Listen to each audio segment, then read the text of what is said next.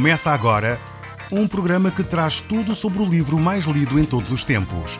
Apresentamos O Som do Livro.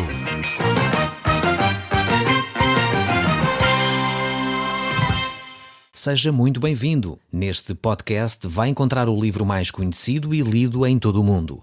Vamos levá-lo numa viagem pela história da humanidade. Este é um audiolivro para si, para a sua família e sociedade em geral. Contextualização e comentários de Paulo Chaveiro. Eu sou o Paulo Chaveiro e nós hoje estamos a olhar para o livro de 1 Tessalonicenses, capítulo 5, onde iremos terminar o estudo deste livro. Nós vamos aqui encontrar neste livro, nesta secção que vamos olhar hoje, 22 mandamentos. Os 22 mandamentos do apóstolo Paulo. Os 22 mandamentos que Deus quer que nós apliquemos e vivamos diariamente. Muitos de nós olhamos, quando ouvimos a palavra mandamento, ficamos assim logo de pé atrás, ficamos, ressentidos, talvez com receio de abordar esta ideia. Eu creio que os mandamentos são realmente propostas de Deus para nosso benefício.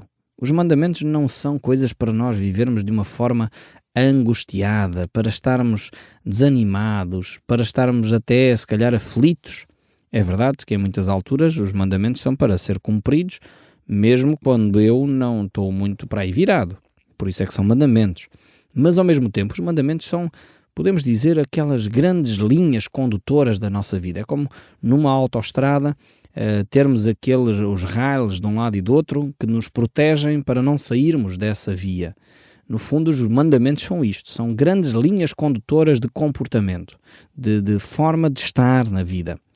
E para mim são benefício. Eu tenho essas ideias presentes na minha mente e sei então com que linhas me couso, como diz o povo, com a forma como eu me devo conduzir, porque estão presentes, são frases contundentes, imperativas, coisas que dizem claramente o que eu devo ou não devo fazer. Então os mandamentos são uma bênção, são coisas ótimas para nós.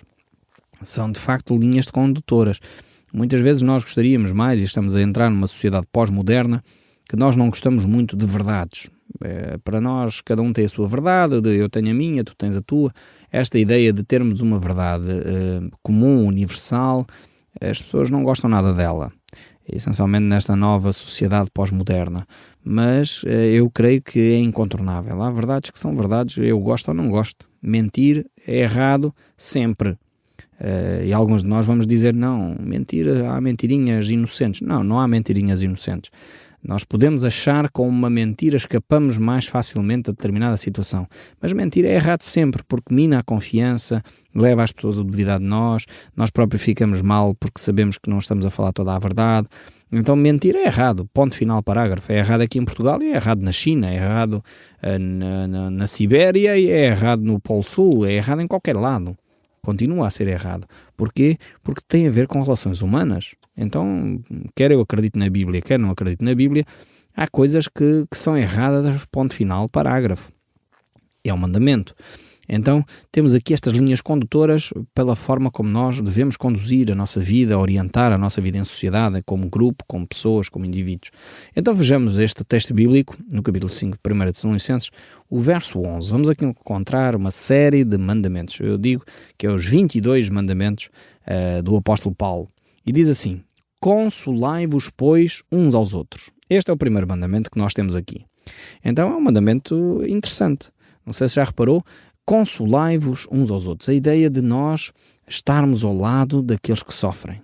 Já percebeu como seria importante se nós todos aplicássemos este mandamento de nos consolarmos quando alguém está triste, quando alguém está abatido, quando alguém de facto está desesperado, ter um ombro para chorar.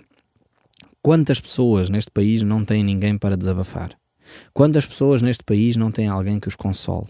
Quantas pessoas neste país vivem vidas isoladas, de solidão, completamente isolados de tudo e de todos, ainda que por vezes estão a habitar em cidades grandes, cidades com milhares de pessoas. Tenho recebido alguns ouvintes que nos ligam exatamente por isto, porque não tem alguém que os console, alguém que fale com eles, alguém que os anime, alguém que os encoraje a dar mais um passo. Consolai-vos, pois, uns aos outros. Você aproprie-se deste mandamento, comece a viver este mandamento. Se vir alguém desanimado no seu escritório, seja o primeiro a obedecer este mandamento de Deus e ir lá e console aquela pessoa. Encoraja aquela pessoa. Ouça, deixa a pessoa talvez chorar. Fale e esteja ali para ouvir, pronto a ouvir. Consolai-vos, pois, uns aos outros. O segundo mandamento é: edificai-vos reciprocamente. Interessantíssimo este mandamento aqui. Às vezes as pessoas têm a ideia de que edificação, portanto a pessoa ser alimentada espiritualmente, é esta a ideia que o apóstolo Paulo está aqui a trabalhar, tem a ver com aqueles que são os profissionais da fé, ou seja, eu vou a uma igreja e eles é que têm o dever de me edificar, de me ensinar alguma coisa. Infelizmente, alguns líderes espirituais têm esta ideia também, esta postura. Eles pensam que só eles é que ensinam os outros. Mas o que o mandamento nos diz aqui, este segundo mandamento do apóstolo Paulo diz é: edificai-vos reciprocamente, ou seja, eu ensino as outras pessoas através da palavra de Deus, e as pessoas ensinam-me a mim através da palavra de Deus, através da sua vivência, através das experiências. Quando nós apercebemos que temos sempre alguma coisa a aprender com os outros, é fantástico, porque estamos abertos a crescer. As pessoas que mais me assustam, eu estou aqui a falar o mais sincero possível convosco, abrindo o meu coração para convosco. As pessoas que mais me assustam é aquelas pessoas que dizem: eu já aprendi tudo o que tinha a aprender. Não estão dispostas a crescer, estagnaram e provavelmente vão morrer em termos intelectuais, porque quando a pessoa não está pronta a ser edificada pelos outros, ela já não tem nada para oferecer também. E nós temos de aprender a edificar-nos reciprocamente. Aqueles tempos em que eu aprecio os cultos, quando nós estamos em adoração a Deus, é quando as pessoas vão e podem testemunhar daquilo que Deus está a fazer. É por isso que eu aprecio tanto quando vocês me escrevem. Nem sempre eu aqui falo das cartas que vocês escrevem, aos e-mails que mandam, aos telefonemas que fazem, porque nem sempre temos tempo. Mas eu aprecio imenso quando vocês me escrevem, porque eu sou edificado com aquilo que vocês dizem. Pelas vossas orações eu sou edificado, pelos vossos testemunhos, aquilo que Deus está a fazer, eu sou edificado. E, de facto, é gratificante para mim perceber aquilo que Deus está a fazer em vós. E algumas pessoas nos têm escrito mostrando exatamente aquilo que Deus tem feito na sua vida. É fantástico perceber isso. Então, edificai-vos reciprocamente. Como também estáis fazendo. O apóstolo Paulo diz que os coríntios já estavam a aplicar isto. Agora vos rogo, irmãos, que, e vamos entrar no terceiro mandamento, acatais com apreço os que trabalham entre vós e vos presidem no Senhor e vos admoestam. Então ele agora vai dar aqui um mandamento no sentido de dizer: ok, vocês têm líderes que trabalham no Senhor, que cuidam de vocês, então recebam essas pessoas, porque elas estão a trabalhar de uma forma voluntária, percebendo a sua missão, percebendo de facto a sua vocação para vos servir. Acatai com apreço, portanto tenham simpatia para com eles, não sejam pessoas. Eu noto que às vezes somos muito duros para com os líderes. Os líderes não podem pisar o risco, porque são logo, cortados, são logo, enfim, as pessoas começam logo a falar mal. Ele fez e aconteceu, e começam a tecer um rol, enfim, de coisas como se os líderes não falhassem. Óbvio que falham. Mas por isso mesmo o apóstolo Paulo tem necessidade de dizer: acatai com apreço os que trabalham entre vós, e que vos presidem no Senhor e que vos admoestam. Portanto, aqueles que são servos de Deus, que estão, talvez aqui ele está a falar dos bispos, dos presbíteros, dos pastores, dos anciãos das igrejas. Ele está a dizer: cuidem destas pessoas, tomem cuidado com eles. São pessoas que servem a Deus e vocês, como igreja, devem honrá-los também. E este é o terceiro mandamento. Depois temos um quarto mandamento. O quarto mandamento é que os tenhais com amor e em máxima consideração por causa do trabalho que realizam. Já percebeu bem que se nós tivéssemos esta atitude nas nossas congregações, nas nossas igrejas, tivéssemos este amor para com os líderes, manifestássemos esta máxima consideração para com aqueles que nos presidem, com aqueles que trazem a palavra de Deus, que ensinam a Bíblia, como seria diferente o ambiente, provavelmente, das nossas igrejas? Como seria diferente os ambientes nas nossas congregações, quando a congregação manifesta amor para com os seus líderes? Acho interessante, algumas comunidades têm isso, que é o dia do pastor. Eu acho interessante. Há outras que não têm, e não tem mal nenhum, mas acho interessante que essas pessoas querem honrar essa pessoa que os serve. serve todo o ano, essa pessoa está disponível todo o ano, muitas vezes 24 horas sobre 24, disposto a ir quando a pessoa está talvez hospitalizada, visitar a família que está em dificuldades, interferir quando há conflitos matrimoniais, visitar quando há problemas conjugais, interferir quando de facto há violência doméstica, trazer géneros quando há dificuldades financeiras, apoio espiritual, oração. Quantas coisas fazem os líderes espirituais? E uma vez no ano as comunidades, algumas delas, fazem o dia do pastor, guardam esse dia para honrar aqueles que os têm servido tão dedicadamente ao longo de todo o ano. Isto é só um sinal. Seria bom que fosse todos os dias assim, que houvesse máxima consideração, porque é um mandamento de Deus. Não sou eu que o estou a dizer, é a Bíblia que o diz, é o próprio Deus que o diz. E o verso 5 agora, ou aliás, o verso 5 não, o quinto mandamento, o verso 13 diz o seguinte: vivei em paz uns com os outros. Isto é um mandamento, já percebeu? Viver em paz com os outros não é uma opção. É um mandamento de Deus. Você tem de promover a paz à sua volta. E o apóstolo Paulo, no livro de Efésios, diz que nós, no que depender de nós, devemos ter paz com todos os homens. Isto ele diz em Romanos. E depois em Efésios ele diz que nós somos de facto os servos, os ministros da reconciliação. Nós devemos promover a paz à nossa volta. Então devemos viver dessa forma. E aqui ele dá como um mandamento à igreja em Tessalónica: vivei em paz uns com os outros. Como é importante. Às vezes temos comunidades, grupos, às vezes nem são comunidades, não são igrejas ainda, são só um grupinho familiar, uma coisa pequena, mas já com tantas dificuldades, com tanta intriga, e as pessoas têm de tomar atenção para acabar com isso, acabar com a maledicência, acabar com as intrigas, acabar com as confusões, porque há um mandamento de Deus que diz que nós devemos viver em paz uns com os outros.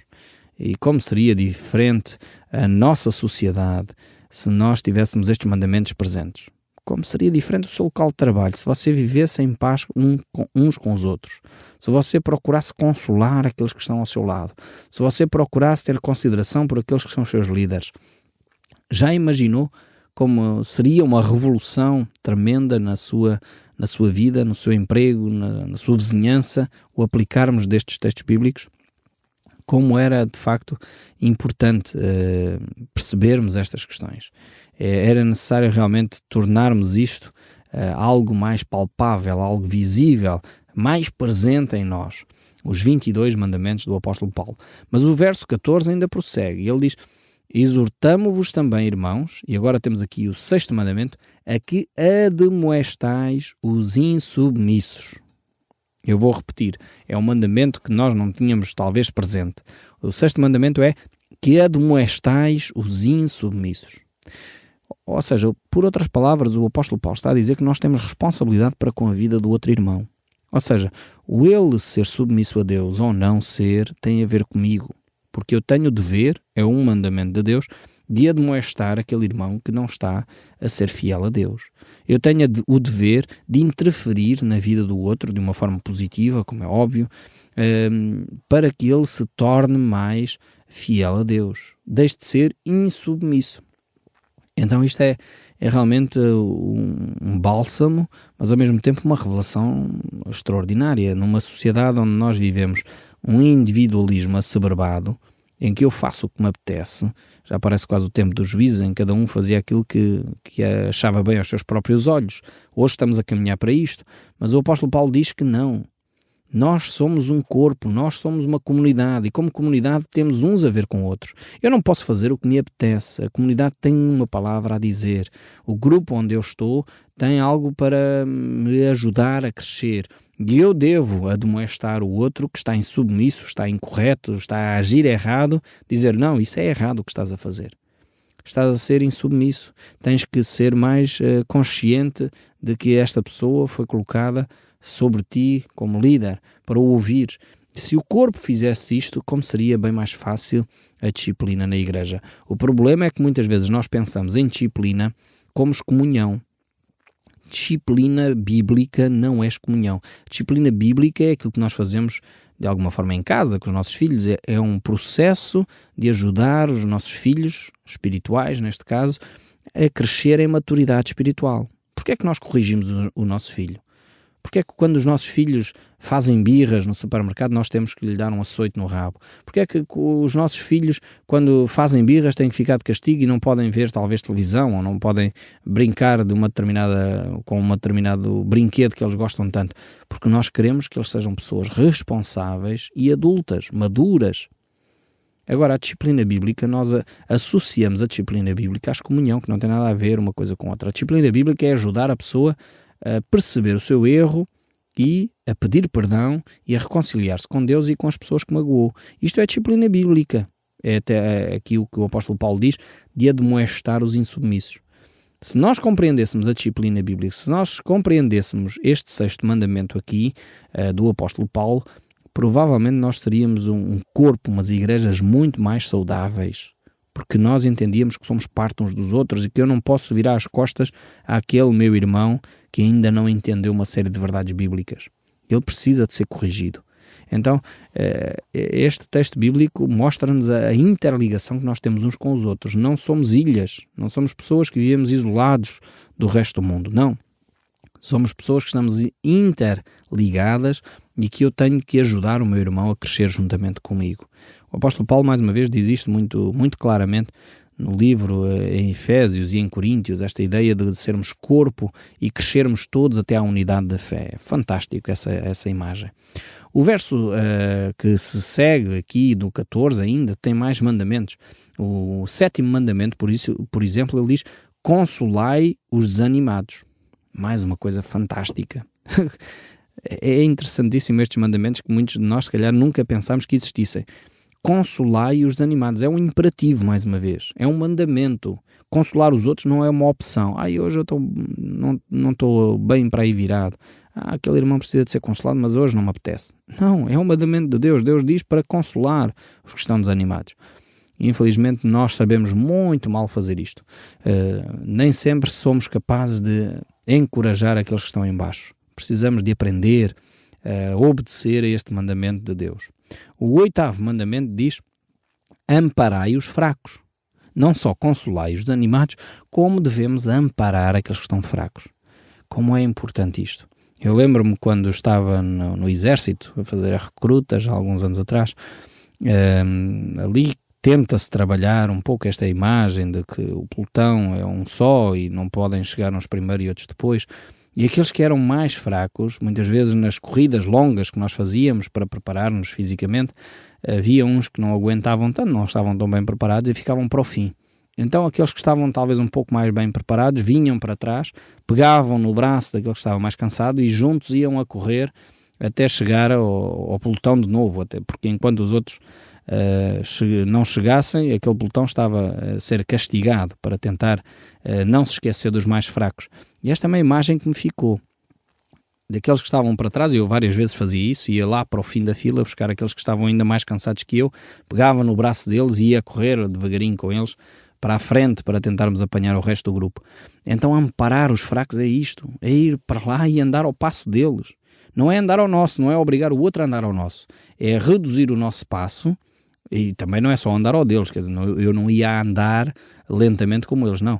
É obrigá-los a ir um pouco mais além, mas também não é andar ao nosso passo, é estar ao lado, agarrar, amparar, pegar no braço dele e, se necessário, levá-lo. Então temos que fazer um esforço, amparar os fracos é isto. Muitas vezes existe esforço da nossa parte, mesmo quando nós estamos cansados. E o 9º mandamento, o mandamento 9 aqui, diz: sejai longânimos para com todos. Ei, que tremendo isto seria se fosse aplicado de uma forma integral na nossa vida. A longanimidade é paciência assim em quantidades industriais, usando uma linguagem muito simples. É uma paciência tremenda, uma paciência que vai para além dos limites. Isto é a longanimidade. E ele diz que nós devemos ser pacientes com todos, não há exceção. É um mandamento que é para ser aplicado a toda a gente. E o 10º e 11º mandamento encontramos agora no verso 15. Evitai que alguém retribua ao outro mal por mal. Este é o outro mandamento. Fantástico. E depois ele diz: e pelo contrário, segui sempre o bem entre vós e para com todos. Estes 2 mandamentos aqui andam de mãos dadas e confrontam com as filosofias hoje vigentes no nosso meio. Hoje há 3 grandes filosofias vigentes no meio sobre esta matéria. A primeira em voga é: eu vou fazer mal àquele que me faz bem, porque eu não posso ficar atrás, eu sou mais esperto do que ele, e se eu puder, enfim, extorquir aquele parvalhão ali, desculpem-me a expressão, eu vou fazê-lo. Ele fez-me bem, mas eu vou-lhe fazer mal. Esta é a primeira filosofia vigente no mundo. Provavelmente você já experimentou, se calhar na sua vida, alguém que lhe fez assim. Você fez-lhe bem e ele, em troca, ainda lhe espezinhou e maltratou e difamou. Infelizmente acontece. Não é esta a vontade de Deus, não é isto que Deus quer. A segunda filosofia vigente no nosso mundo é aquela que é já mais bem educada. Eu vou fazer bem àqueles que me fazem bem. Até aqui, nada de novo, Jesus já falou disto, é comum as pessoas serem bem educadas e faz parte da educação, mesmo não cristã, ser bem educado. Se alguém me deu um presente, eu retribuo o presente. Se alguém fez bem para comigo, eu retribuo o bem. Isto é boa educação. Mas há uma filosofia que é cristã, que está presente no nosso mundo também, porque há cristãos ainda no nosso mundo, que é fazer bem a todos. Fazer bem àqueles que nos fazem bem e fazer bem àqueles que nos fazem mal. Esta é a grande dificuldade, conseguirmos fazer bem àqueles que nos fazem mal.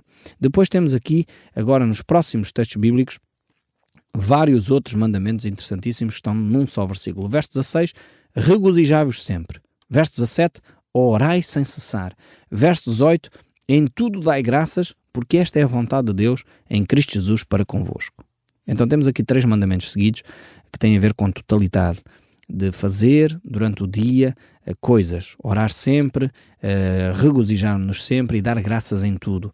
E alguns poderiam dizer, eu não sei qual é a vontade de Deus para mim. O apóstolo Paulo diz, esta é a vontade de Deus para vós, que vocês vivam desta maneira, se alegrem, se orem e deem graças em tudo.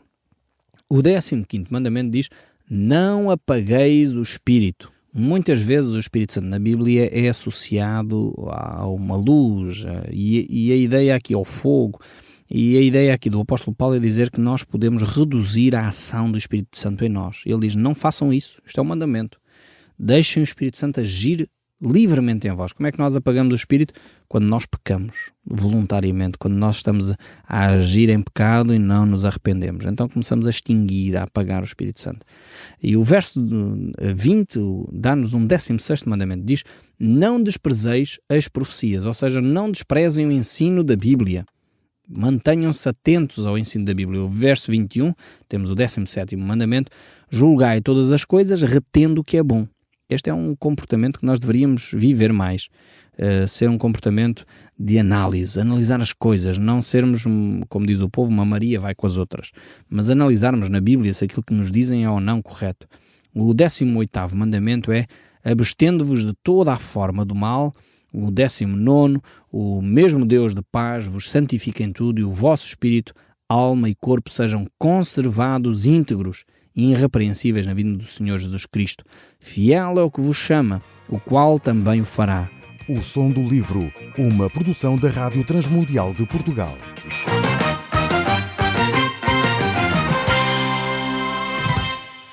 RTM. Conhece todos os nossos programas em rtmportugal.org. Uma produção da Rádio Transmundial de Portugal.